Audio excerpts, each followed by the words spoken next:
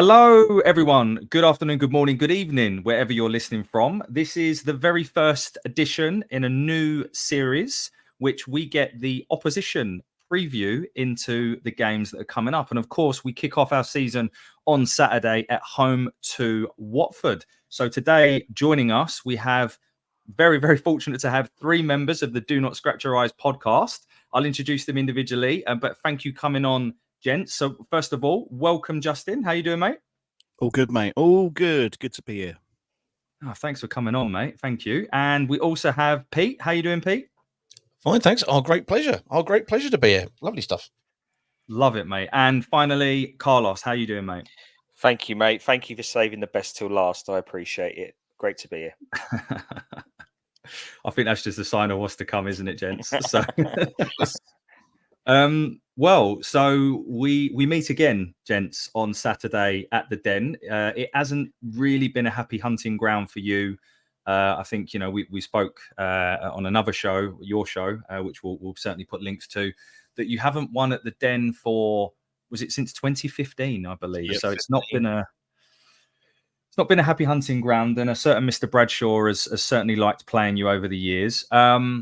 But before we talk about Saturday specifically, just love to understand how you feel your pre-season has gone from a results perspective, and just we'll talk about transfers in a moment, but just from a results perspective, Justin, like what's your view on how pre-season's gone? Well, thank you for coming to me first. It means I get to tell you how it really is, and then the other two can sort of sugarcoat it. It's been dreadful. It's been really, really bad. Yeah. I think we won 2 games. One was away to Hibernian, the other was Boreham Wood. There's been a couple of draws, I think, and most of the rest of them we lost. And yeah, it's just been poor. It's been very, very poor results-wise, I think. I didn't go to any of the games. These two went to Hibs. Did you go to any other ones, Carlos? You went to Wickham, didn't you? Or not? Wickham, yeah, Wickham as well, yeah. You went to Wickham. And we lost that 3-2, didn't we? Was that 3-2, that one? Yeah, it was 3-2. Yeah, so no, it's just been poor. Really, really poor. If Carling did pre-seasons, that's what it would have been. Yeah, because Carling's a terrible lager. So yeah, no, it's awful. Awful pre-season, in my opinion. Pete, That was yeah, not Carling, was it? Okay, fine. I was agreeing with myself, Peter. Yeah. Fair enough. So, look, I think is it bad just in terms of the results? Because sometimes they don't mean anything, right? But have the performances been matching the poor results you've had, Pete? The performances have fluctuated. To be honest with you, we are also in a stage of the transfer window where we still need to bring an awful lot in. So we've been reliant on a number of games, including the youngsters. And ironically, the second half away at Hibernian, which Carl and I went and visited, was probably the best 45 minutes of football we've seen, with the youngest team that we had out at the time. So some of the performances and some of the elements have been really good. However, Tom Cleverley was last year's under-18 manager. So when he's brought these guys in, they kind of know exactly what he wants from them. Whereas actually when we're seeing the first teamers play thus far, it's still kind of on a learning journey, and you can still see that there are still, massive gaps, and we just are not scoring enough. We don't have, kind of forwards. And I appreciate everybody in the Championship is saying exactly the same thing. But we are very, very much in the same boat, even though we do have somebody who scores goals and does nothing else. And I mean, literally nothing else. It is. We're very, very undercooked in terms of the numbers that we need. And only this week, Tom Cleverley has come out and said we need to bring in and we need to strengthen the defence, the midfield, and the attack. And I mean, bearing in mind, most of us were wondering whether or not we'd strengthen the goalkeeping position. It kind of gives you a pretty good idea about where we are. We're not where we want to be. And I think we are probably looking at the lower half of the table. And I would suggest we're probably looking at the lower half of the lower half of the table. Wow. So there's a lot of optimism I'm sensing ahead of the season. But just touching on players as well, there's quite a few names that are still on the books with you that I had assumed would have moved on by now. Aspria being the main one. What's the situation with him and some of the other lads that ultimately are worth quite a few, quite quite a bit of money, but still sort of seem to be on the books. Carlos, like, what's your view on where they will be come the end of the season? So I guess I'm trying to gauge. You already need to strengthen, but are you going to lose players as well as needing to fill those gaps?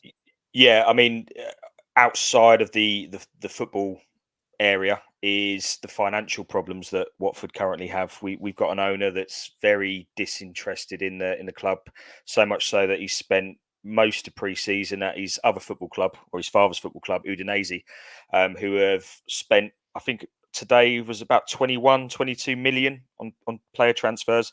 We've spent a couple of $100,000. So that kind of shows where he is. And these players, like you've just mentioned, Asprilla, Wesley Hoot, if he hadn't been injured horrendously at the Wycombe game, probably would have gone out as well.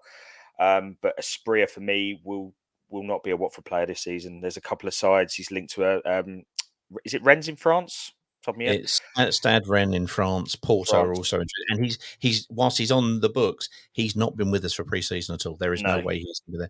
By all accounts, he hasn't even got a training pod at the training ground. So no, so he won't be there. But Leicester City are another side looking at him as well. But 25 million. But the big question, I guess, from Watford supporters is what's happening to that money. Where's the investment? You know, when we're talking about transfers and things like that, because there just doesn't seem to be any. It seems that we're getting ready for a really big change at the club over the next couple of years, but we'll see. And sticking with you, Carlos, is Tom Cleverley the right man to oversee that change? Yeah, I like Tom. I think he, you know, in terms of his playing career, what the sort of player he was for Watford, you know, I can't fault him really. You know, time will tell, of course, what sort of manager he's going to be. But Watford had a big thing, and I don't always want to bring him up when we talk about them up the road from us, our nearest and dearest. But Watford wanted a young manager, you know, somebody that they could kind of, you know, progress. And we had Rob Edwards, who obviously went off to them lot up the road. And Tom is probably that again. You know, he's a second sort of chance with that. He's, as Pete said, he's been in the under-18s. The players that he's brought through in the under-18s know him. They know how he trains. We're hoping that from a loan point of view, he's able to help us out in terms of trying to bring some Premier League talent in that isn't going to play at their clubs next season. So for me, to answer the question, for me, I've got no problem with Tom. I think he's the right man for the job. And I think everybody's like that. But the problem is always, you know, you can be the greatest carpenter in the world. If somebody gives you a Fisher Price hammer, you know, you can't do the job. And that's the problem. He's got to be supported. And that's the biggest thing. I don't think any brickbats are going to be thrown at Tom, other than presumably from the from the top of the table, from the top of the organisation, because he just seems to just stick or twist. No, keep twisting, keep changing, keep changing, keep changing. Yeah, from an outsider looking in, it does look like you change your manager pretty often.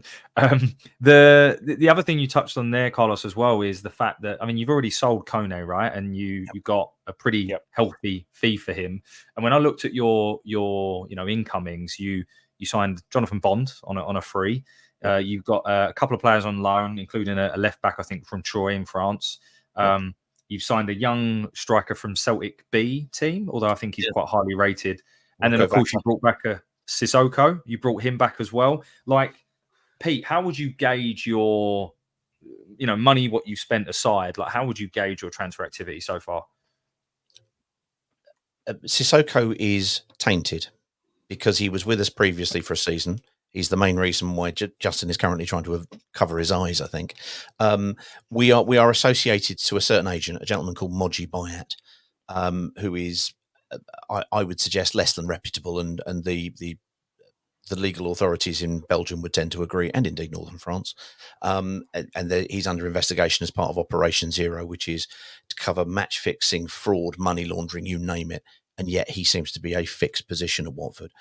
We were fortunate enough to be able to get not an interview, but basically we arranged a fan forum, and I was sat there, fortunately, putting the questions to Gino last year, and we asked Mogi Bayat, why is he attached to everything? And it was no, he's just another agent.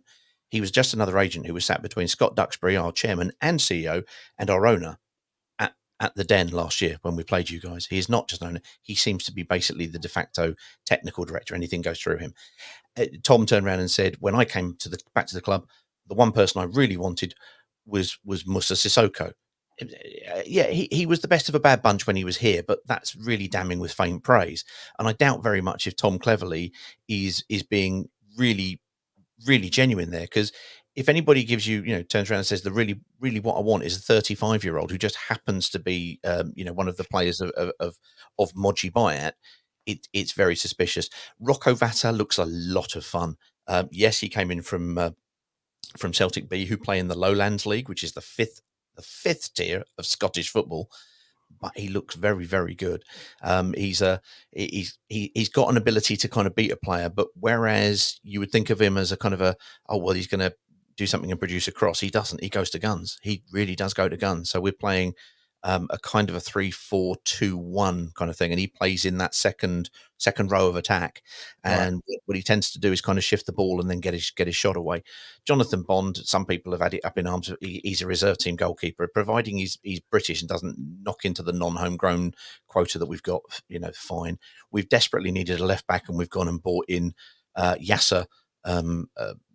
Lacroix or whatever his name is, Larouci, from Troyes. Now, Troyes are famous because they are now in Ligue 2. They would be in Ligue 3. It's the only reason they're there is because Bordeaux have gone out of service. So, no, not really doing an awful lot. Was at Liverpool, was not particularly well regarded at Sheffield United. Looks very good going forward, not so much going backwards. So, hopefully we'll kind of push things going forward and utilise him. But again, he's not played any friendly at all. He's not done anything of that. Today, we've brought in a new coach who was formerly one of the assistant managers under Jokanovic back in 2016. And you go, and it was like, right, because he's going to give us lots of tactics. And you go, brilliant. Okay, if you're going to bring in a coach, why bring him in 4 days before the start of the fucking season? Really? It's ridiculous. Either you've had something missing in the coaching setup, or somebody has gone, hold on, I'm being sold a pup here and I'm going to move away potentially. I don't know. But it seems very, very odd, the goings on. So, no, in terms of all the recruitment that's come in, nothing wrong against them individually. But what we absolutely need more than anything, we needed a left back. Or left wing back. We've got one of those now in Larouci, and we'll see how he gets on. But bearing in mind, he's missed the entirety of pre-season. And we desperately need somebody who can play the forward role and at least hit the target, because we've got Mileta Rajovic, who scored us 11 goals last season, but never at all times looked like a competition winner. And we've got a guy called Vakun Bio, who again was to illustrate it. We signed 18 months ago. He was sold to Charleroi, who again, Moji Bayat, his brother is the managing director of Charleroi. His uncle owns Charleroi. He got sold to them on the 1st of July for 1.3 million. And on the 2nd of July, we bought him for 5.3. So, so when we were talking to them, I did say, well, what we want is a development coach at Charleroi, because look at the value he stuck into him in under 24 hours. Amazing, amazing stuff. And who would realise that we have a financial deficit? Go figure. Honestly, like listening to some of that stuff, which I'll be honest is new news to me. So I'm sure it'll be new news to a lot of Millwall fans. It does make you appreciate just how overall, and yes, there are definitely fans, myself included, that are not entirely happy with the transfer business we've done, but just how well run we are. And I think at times we don't. Maybe that's a bit unfair. I think certain sections of Millwall fans don't realise just how well run we are. And yes, we never spend millions and millions of pounds, but we don't have situations like this where we're being dictated to by, agents and managers of other clubs and things. It blows my mind. It really does. So I hope for your sakes, gents, that you get a resolution to that quicker rather than later. Well, as we said when you were with us, obviously you guys, and hearts go out to you guys. You've had a couple of absolute tragedies over the last couple of seasons, but and you lost a really, obviously not just your recent keeper, but you lost a really good guy who was in charge of the club and has brought some stability. I'm not bothered where we finish. I just want to make sure that we have a stable club, because that's the concern. And if you've got that, anything on top is a bonus. But it would really be nice to be able to see something that that felt like it was being done for the betterment of the club rather than a few individuals inside and outside of the club. Yeah, and agree. And this season, as you already touched on, we've had two tragic losses in 2 seasons. Obviously, the passing of John Berrison, our chairman, and his son Jimmy has taken over the mantle, and then of course the tragic loss of Matty Sarkic in the summer, which we will have a celebration of his life, I am sure, on Saturday. So any Watford fans listening to this, I'm sure you will be incredibly supportive of that. It's a horrible thing. But the question I'll sort of segue to now is, in and amongst all of the transfers in and out, Justin, I'll come to you for this one. Who do you think is going to be like your one to watch for this season? I think the one to watch this season will be Georgie Chekfadadze. I think he's a lot of fun. He had a really good Euros for Georgia. Yeah, I mean, I think he's going to be the one that's going to probably be the most fun to watch. So I would certainly go for Georgie Chekfadadze. Yeah, I do remember seeing him in the Euros and being pretty impressed with him. So I know exactly who. Does he play in the 2 just behind the striker? He will do. Yeah, he certainly will do. He can play in central midfield. He can play either wing side, but because we're playing this 3-4-2-1 of sorts, you know how malleable it can be. But he can drift out left and he can deliver those things. But at the moment, it looks like that's Rocco Vata more likely to be there, and we'll see. But Chekfadadze was probably the highlight of the Wickham game last week, scored a great goal.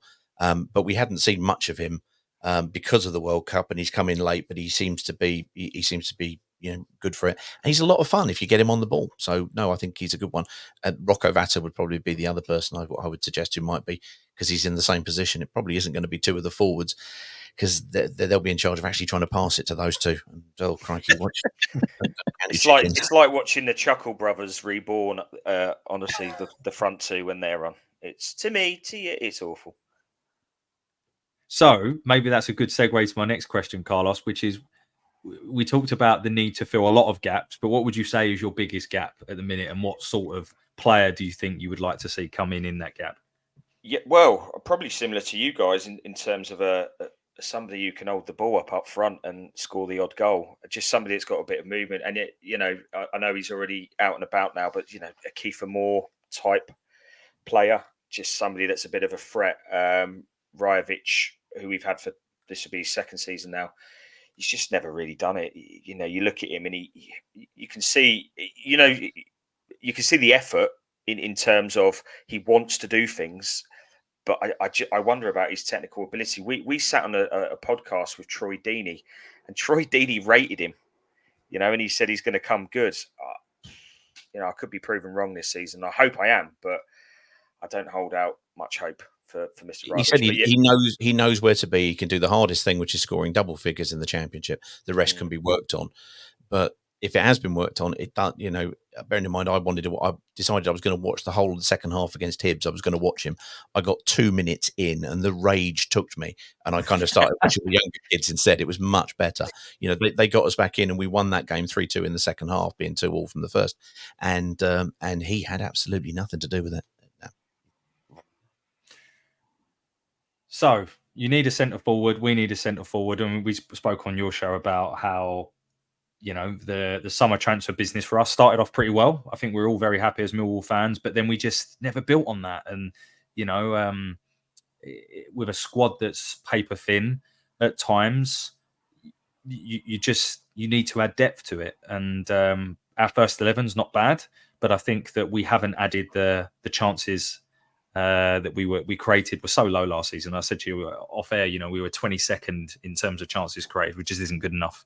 So we haven't added enough in that area. But I'll come to all of you for this next question. Based on where you sit today, so let's assume Asprey is going to go, because you said he's not even been the training ground. So you can assume he's going to go. But where do you think you'll finish? Justin, I'll come to you first, mate. Position at the end of the season? Yes. Oh God. Well, as you know, you've just been on our one, and I said 23rd, and I honestly think I'm not being overly pessimistic at this stage as I sit here right now to say that. I think we're in trouble. We really are in trouble. There's a real kind of, how do I put it? There's a feeling amongst the fans that this is going to be a massive season for us. A lot of people are talking about prepare for League One. I can't see that there's much interest from the owners in doing anything to prevent that as we speak. We haven't got the money. There's been some sort of share issue thing launched that was supposed to try and raise £17 million, and I think only 3 million has been raised. I honestly think we haven't got the money to splash, and so I think the squad we've got is going to be largely it, unless we get some loans in before the window closes. So I don't want to be all negative and doom and gloom, but I think we're looking at bottom end of the table, frankly. Wow. Well, yeah. I mean, I knew you were going to say that because of what we said earlier, but I'm not going to change my mind. That's pessimistic. Yeah. But Carlos, are you as pessimistic as that, mate? Where do you have you down? I think it's going to be a long, hard season for us. I think the big thing for Watford Football Club and its supporters, the sooner that they realise we're not a Premier League side anymore, and that we are now, we were shopping in Marks and Spencers, we're now shopping at Poundland. It's just the way.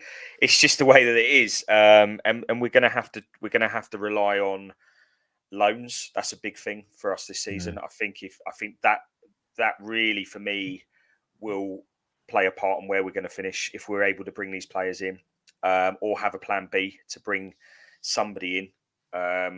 But yeah, I think bottom half of the table, a 16th, something like that. I don't think we'll go down. I think there's 4 or 5 teams worse off than us this season. We've mentioned them. Plymouth, Blackburn, Oxford.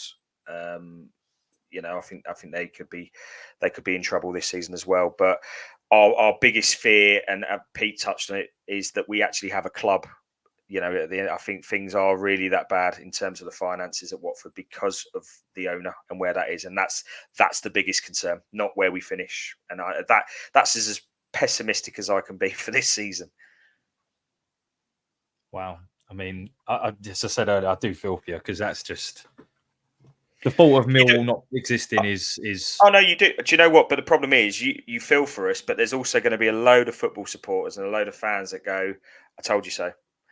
I told you couldn't run a football club like that." And there's going to be that side of it as well. But it's very different in the real world when you're inside the tent pissing out rather than the other way in. It's that the owner has lost interest. He's lost his way for whatever reason, financially, whatever it is. The stuff that's going on in the background, we don't know yet, but it will all come out at some point. But yeah, it's not good times for Watford, and we shouldn't be like this at the beginning of the bloody season.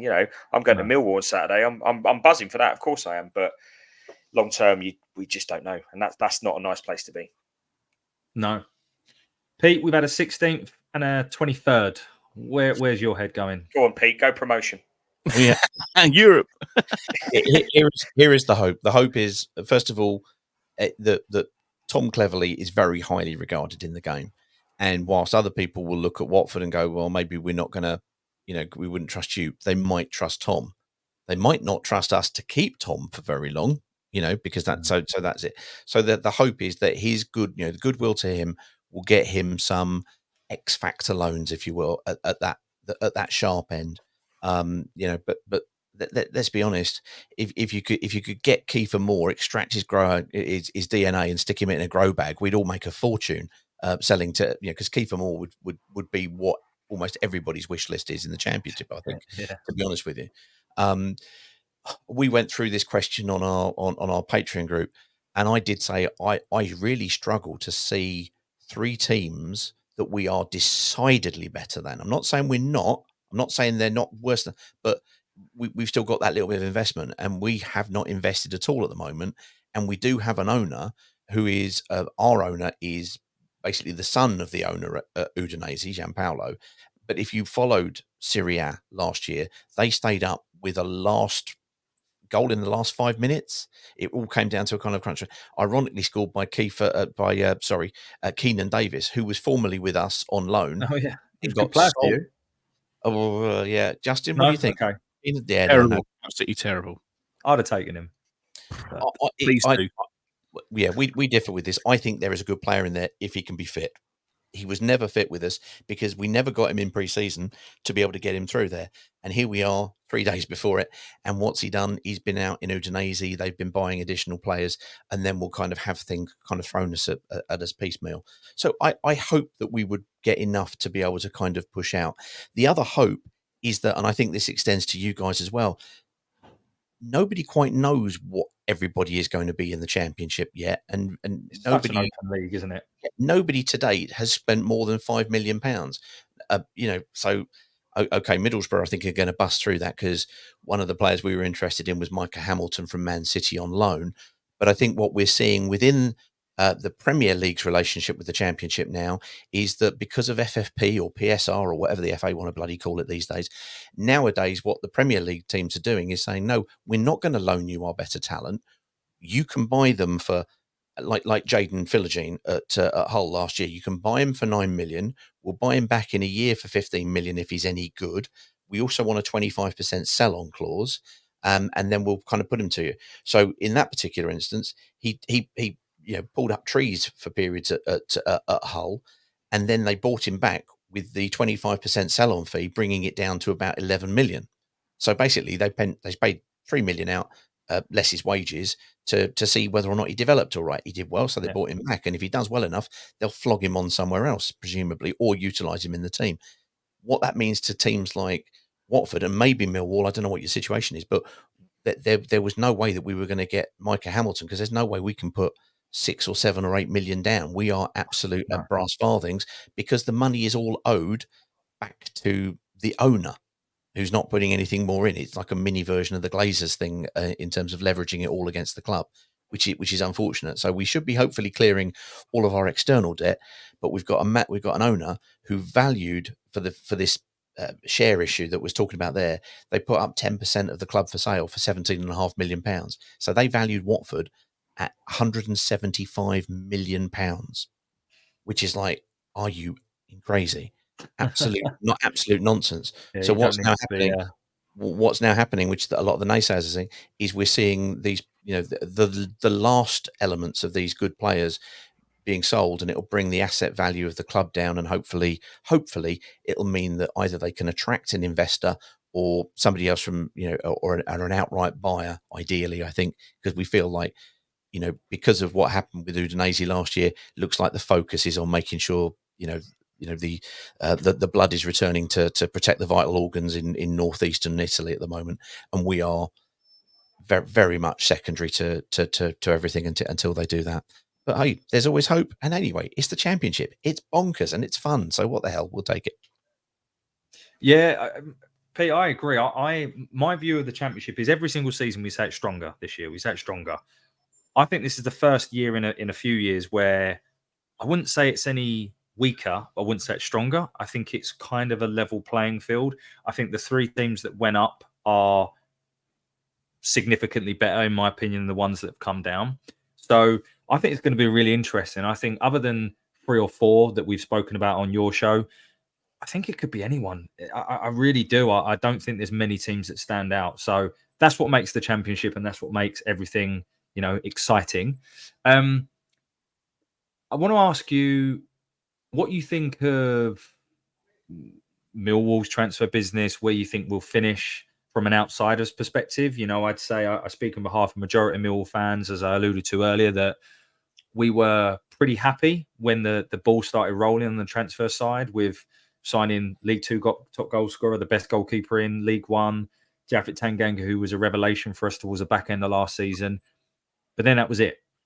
And as we sit here today, recording on Tuesday evening, who knows, by the time this video goes out, we could have signed someone else. But at the moment, we haven't done enough business. And that's why at the moment I have us bottom 8, which may or may not go down well with the Millwall listeners, but I'm just being honest where I see us at the moment. So would love to get your views. Where do you see Millwall finishing? Carlos, like, how, from an outsider looking in, what do you make of our summer and where you see us finishing?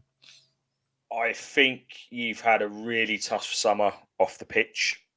Now, and you know, and I don't want to use that as a negative or a positive, but I think there's an argument that something like that over the last 2 seasons, you know, what the club's been through, that could galvanise the players, that could bring them together. It could also go the other way. But in terms of where Millwall are, they kind of the last they always seem just to miss out, whether it be playoffs or anything like that. And then if they're not missing out, then they are down there.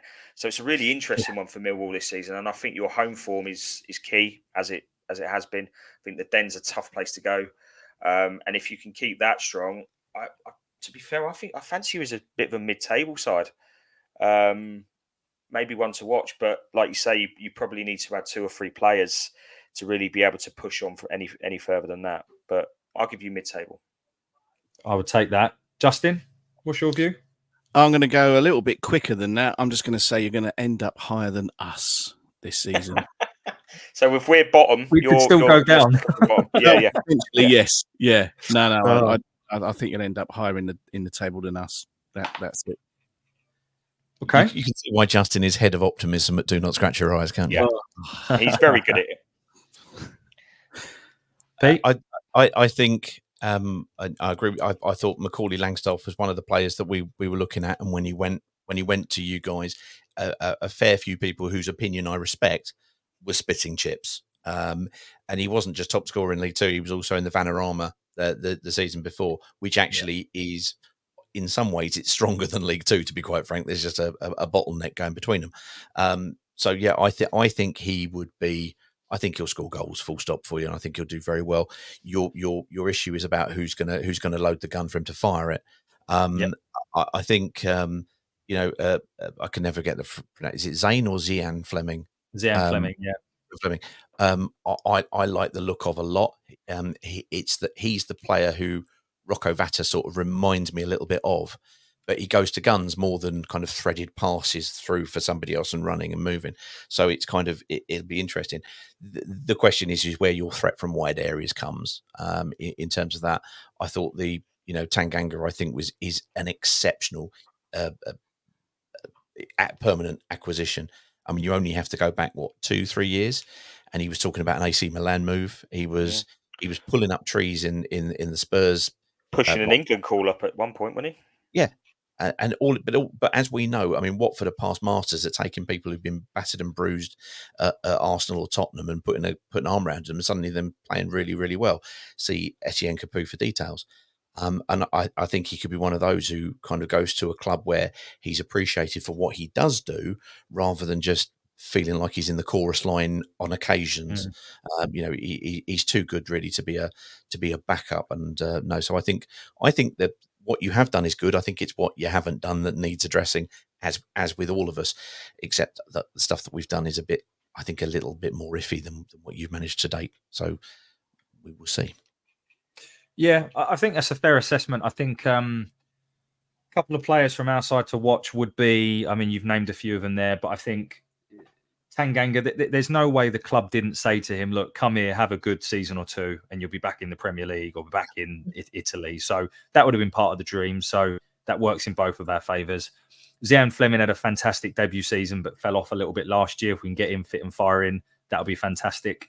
We have a young lad called Romain Esse, who I do believe will start on Saturday, and yes. he's excellent. He just needs to add a little bit of final product to his game, but this could be his breakthrough season. Has he come through the youth ranks, hasn't he? He's been. Is that where he's come from? Yeah, he's one of our own, so to speak. Yeah, he's been drooled over by a number of people for a couple of years on things like Y Scout and kind of looking at the young players. Yeah. So yeah, no, he should be interesting to see him. So he's good. And then the other one I would say watch out for this season is Casper De Noor. So I believe he's our record signing. The club keep everything undisclosed, but I believe he's our record signing. He's a Belgian central midfielder. He was in and out of the team last year due to injury, and also he's not a typical Millwall Neil Harris battler in the centre of the park, but his passing range, his vision is fantastic. So if we can build the midfield around him and we're not backs to the wall chasing, trying to chase our tails and being relegated, he could be vital for us this season. So that'll be interesting. So couple of players for you to watch out. But we're coming to the end of the show, and I'm gonna now. I wanted to ask, ultimately, what you think the score will be on Saturday. And obviously, we've been on your show, and we did this, and there's a segment as part of that show that you do where, for those, I really encourage Millwall fans to listen to this, by the way. But essentially, you allow for, obviously you predict certain scores, but then you allow for other predictions. Let's say some inventive ones. And rather than taking yours predictions, I thought I would actually go to someone that probably got a bit more knowledge about the score on Saturday. More informed, detailed, definitely. So I'm going to play a video, and we'll see how this goes. This is the score prediction for Saturday. The first day of a new season. It's like Christmas Day when you're a kid. Fire in your belly, the excitement running through your veins. We can only dream of playing good, attractive football, getting promoted, winning the cup. This is our year! Oh, who am I kidding? We're Gino's Watford. Tough game to start with. Millwall away. Here's how we're going to do it. So I'm going to show you a card, and you're going to tell me what the score's going to be. Are you ready? Okay, representing Millwall, because they're at home. This is famous Millwall fan, Greg. Can I have a go, Wallace? Now, what you got to do is you got to tell me how many goals Millwall are going to score. 3. Okay, so we decided that Millwall are going to get 3. Representing Watford, we have the legend that is Hamabwatsa. Okay, how many Watford's going to score, mate? Go on. How many?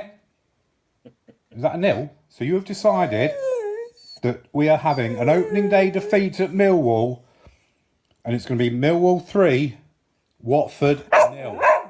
And it is damp and sticky.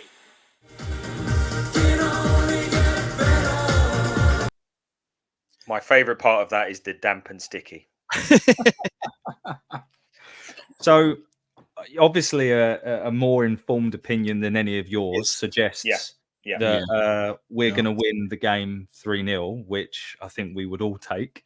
That's absolutely cracking, by the way. I love that. I'm going to have to copy that at some stage. I need to get my cat to do it. I don't have a dog. Yeah, get a cat involved. Yeah. Well, the dog is a prima donna at the best of times. He's changed the way he makes predictions has varied from many ways. He started off taking scores out of cups, and it wasn't working very well. So he turned the cups the other way around, and we actually had kind of listeners going around. And you can't turn it around. He'd be able to read the numbers. It's a cocker spaniel, you idiot. They're clever dogs. Cocker spaniels are clever dogs. But his name is Jarvis Cocker Spaniel, so you know what he's star quality. Well, thank you, Jarvis. We'll see if your prediction comes true on Saturday. But just to round up, gents, I'll just come to each of you, and before I do, I'll reveal mine. So I said 0-0 on yours because I wasn't allowed to say 1-1. So my actual score is 1-1. I think that both of us will score an own goal or something because I just can't see where the goals are coming from either side. So it's going to be a goal fest, I'm sure, on Saturday. So I'm going to say 1-1 to get mine out of the way. Pete, what are you saying? Oh, I'm the normally on ours. I don't have to make one. I know you're normal. That's why I went to you first. Yes, I like this. I like this thing. I'm going to go for my favourite score of all scores, which is a Desmond 2-2. I think that's what I'm going to go for. I think it. Nice. I appreciate you don't know where the goals are going to come from. You haven't seen our defensive capability between him and our goalkeeper. Our most reliable centre back is injured in Wes Hoot. Who, as a centre back, has an astonishing looking wife. But other than that, between him and the keeper, who knows? 2-2. That's what I'm going. 2-2. Okay. Carlos, I'll come to you because I'm sure Justin always goes first, right? Carlos, that's right. Yeah, we allow him that. We allow him that. So thank you for that. I'm actually going to take your score from our one. I'm going to go 0-0. I don't see any goals. Too tight. Yeah, so I'll have a 0-0, and I would take that as well as I sit here. Yeah. Okay. 3 draws then. So, Justin, take us home, mate. No need. You're going to win 1-0. I knew it. If it was like an Olympic sport, isn't it? Try and be more grumpy about your own team, and I think we're taking goals. What have we got to look forward to at this stage? It's just doom and gloom, mate. It really is. This is a Millwall podcast. Stop Okay. emoting. Yeah, sorry. Yeah, you're right. Yeah. Save that for us. Oh, right. Well, I mean, look, I'd take a 1-0 win now. I think. Although what I would say is, if we do manage to beat you 1-0 on Saturday, by the sounds of it, would give us a fake realization of where we're actually going to be, because it doesn't sound like we're beating a side that's going to be near the top. So who knows? Who knows? But gents, are you going? You going on Saturday? Yeah, I'm there. I'm down at the Den, so looking forward to that. Nice. And Justin and I will be running. We do a phone in on Twitter Spaces thereafter. So we'll be doing the Samaritans bit. But yeah, you're right about full scores. We were 4-0 up against QPR at the start of last season. That didn't last. We beat Middlesbrough away last season, so I don't know how we managed that, but there we go. Right, gents, we will close out there. Thank you all so much for joining me this evening. Really appreciate it. It was great as always, and wish you all the best for the rest of the season.